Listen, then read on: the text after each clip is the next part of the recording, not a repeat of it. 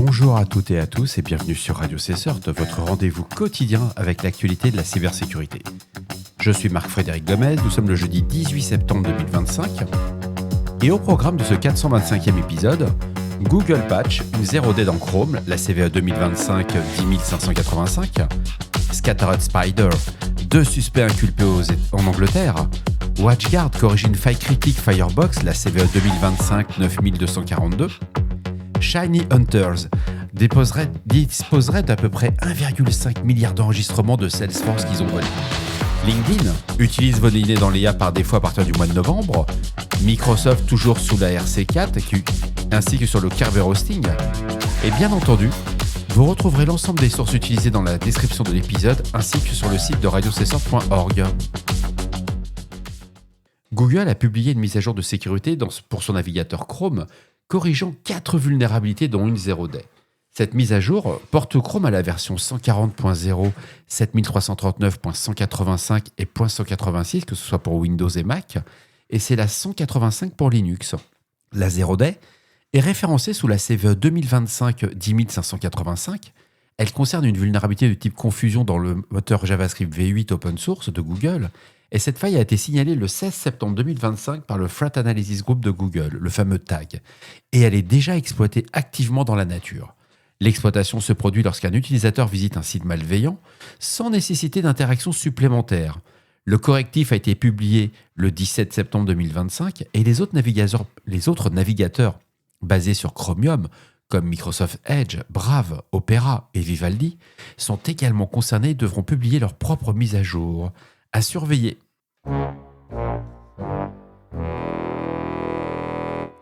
Deux jeunes individus sont soupçonnés d'appartenir au collectif cybercriminel Scattered Spider, qui ont été arrêtés et inculpés au Royaume-Uni dans le cadre de l'enquête sur le piratage de Transport for London en août 2024.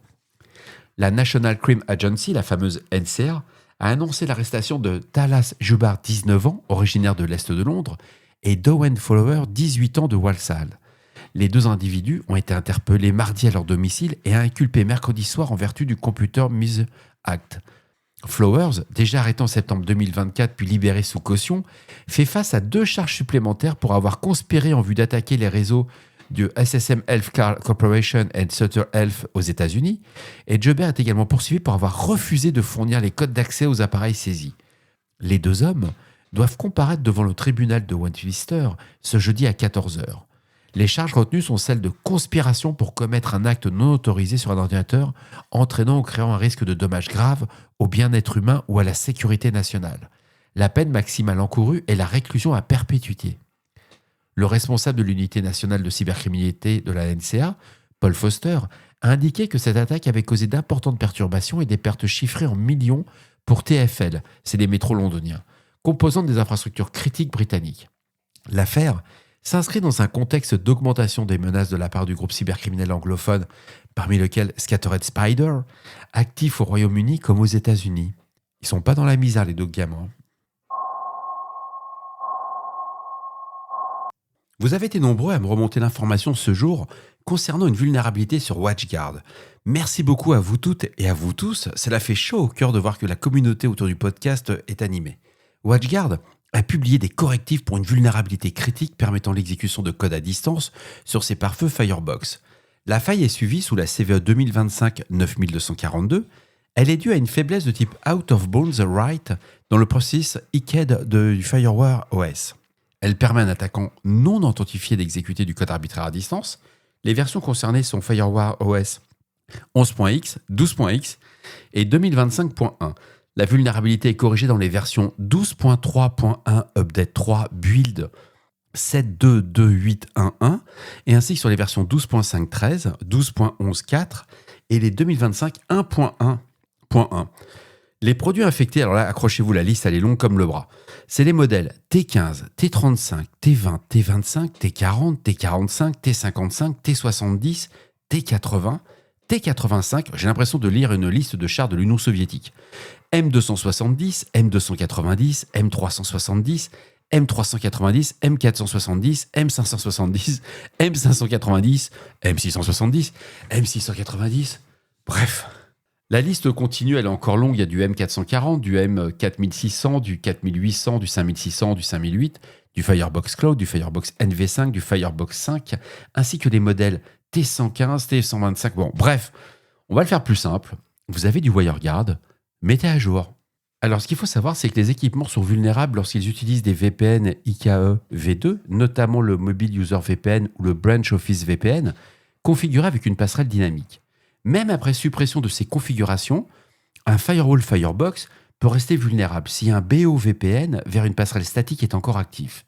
WatchGuard propose une solution temporaire consistant à désactiver les BO-VPN dynamiques, appliquer des nouvelles règles de pare-feu et désactiver les règles système par défaut gérant le trafic VPN. À ce stade, la bonne nouvelle, c'est qu'aucun d'exploitation active de la CVE 2025-9242 n'a été signalé.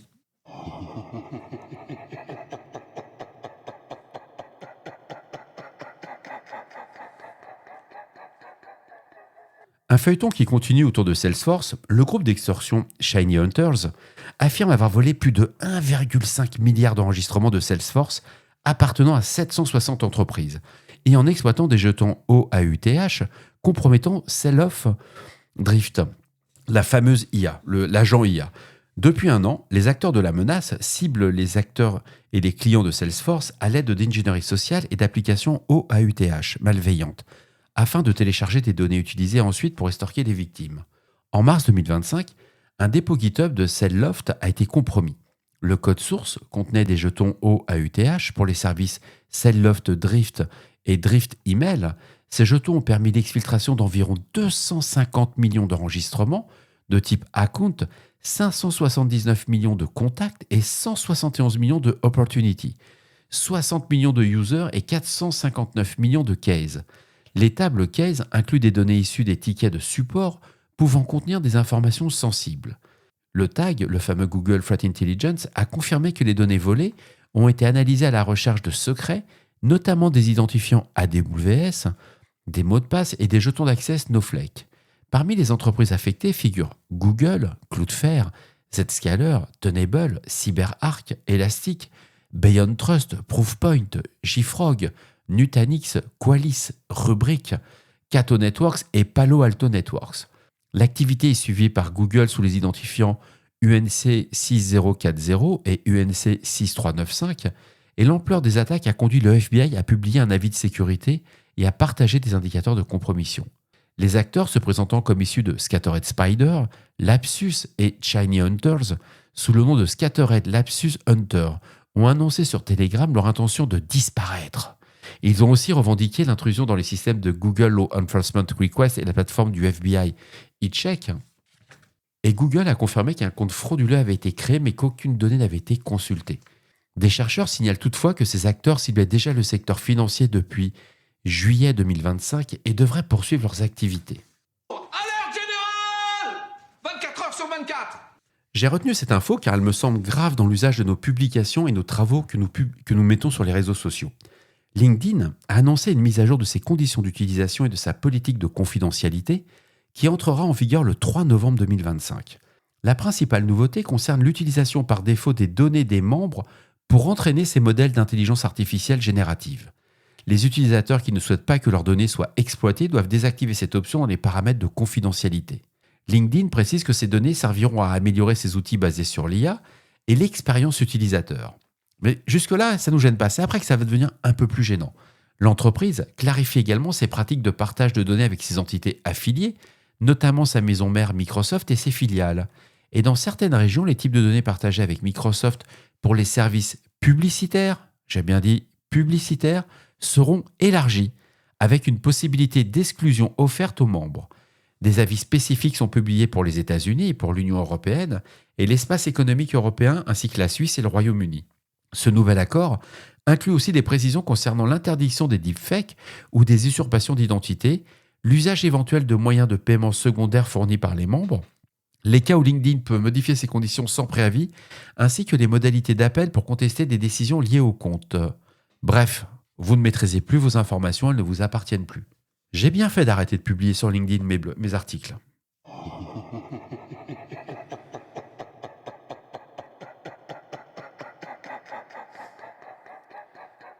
Le sénateur américain Ron Wyden a demandé à la Federal Trade Commission, la fameuse FTC, d'enquêter sur Microsoft pour qu'il qualifie de négligence grave en cybersécurité. Bon, je ne vous cache pas, j'ai souri. Quand j'ai vu la plaidoirie du sénateur, je me suis dit, utiliser un produit Microsoft pour faire de la sécurité, voilà, je ne vais pas aller plus loin, mais j'ai trouvé ça un petit peu fort de café. Mais ce qui est très intéressant, c'est que dans cette lettre adressée le 10 septembre 2025 au président de la FTC, Andrew N. Ferguson, il accuse Microsoft de continuer à livrer Windows avec l'algorithme de chiffrement RC4, obsolète, vulnérable, facilitant des attaques par ransomware contre des infrastructures critiques, notamment dans le secteur de la santé. Le courrier met en avant la technique dite du Kerberos roasting qui exploite le maintien de RC4 dans Active Directory, alors que des standards modernes comme AES existent, RC4 restant activé par défaut. Ce n'est pas un problème de sécurité sur Microsoft, c'est juste un problème qu'il y a ce qu'on appelle les valeurs par défaut qui permettent au système d'être fonctionnel. Il ne faut pas oublier qu'on est là au départ pour faire avoir un système fonctionnel, opérationnel. Et le hardening a été un peu oublié rapidement. Mais le sénateur note que l'attaque contre Ascension en 2024 est citée. À la suite d'un téléchargement malveillant via un résultat Bing, les assaillants ont exploité le Kerberoasting pour obtenir des privilèges administratifs, déployer un ransomware sur des milliers de systèmes et exfiltrer les données de 5,6 millions de patients. L'incident a fortement perturbé la capacité de l'organisation à fournir des soins. Wyden rappelle que ses services avaient alerté Microsoft dès juillet 2024. En réponse, l'entreprise avait publié en octobre 2024 un billet technique recommandant des mesures d'atténuation et annonçant une future mise à jour pour désactiver RC4. Selon le sénateur, cette communication était insuffisante et la mise à jour promise n'a toujours pas été livrée 11 mois plus tard. Il souligne que les agences américaines de cybersécurité, que ce soit la CISA, le FBI ou la NSA, ont publié des recommandations publiques incitant à désactiver le RC4 et qualifiant le Kerberoasting de menace prioritaire. Le sénateur cite également un rapport de Cybersafety Review Board, le fameux CSRB, jugeant la culture de sécurité de Microsoft inadéquate. C'est bien ce mot. Plutôt que de dire que c'est un truc qui est juste de la matière fécale, nous allons dire nous avons une culture de la sécurité inadéquate. Après une intrusion attribuée à la Chine contre les agences fédérales en juillet 2023.